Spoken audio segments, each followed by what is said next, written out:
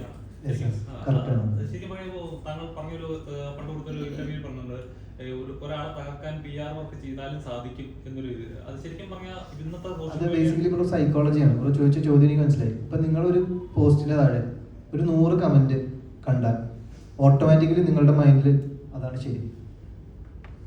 ഈ 100 കമന്റാണ് ഞാൻ ഈ പറഞ്ഞ PR. ഇത് ചെയ്യാനൊന്നും ആൾക്കാരുണ്ട്, ചെയ്യാൻ ഏജൻസീസ് ഉണ്ട്. അത് നെഗറ്റീവായിട്ട് ചെയ്യാം, പോസിറ്റീവായിട്ട് ചെയ്യാം. പോസിറ്റീവായിട്ട് ചെയ്യുമ്പോൾ നമുക്ക് ഇപ്പൊ ഒരു പേഴ്സണൽ PR എന്ന് പറഞ്ഞ സെറ്റപ്പിൽ വരുന്ന കാര്യങ്ങളാണ്. നമുക്ക്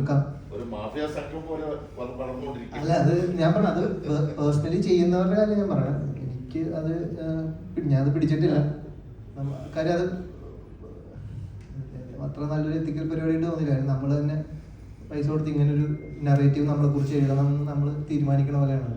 അതിൽ ഓഡിയൻസിന് ഒരു സേ ഇല്ലാണ്ടാവുകയാണ്. ഇതിനെന്നാ എനിക്ക് പറയാനുള്ളത്, നിങ്ങൾ കണ്ട് വിലയിരുത്തുക എന്നുള്ളത്. ഓഡിയൻസ് കാണുക. സിനിമ കണ്ടിട്ട് നിങ്ങൾക്ക് തോന്നുന്ന ഒരു സാധനമില്ലേ, അതാണ് അൾട്ടിമേറ്റ് സാധനം. നിങ്ങൾ വേറൊരാളുടെ കൊടുത്ത നരേഷനിൽ നിങ്ങൾ പോകരുത് എന്നുള്ളതാണ് എനിക്ക് പറയാനുള്ളത്.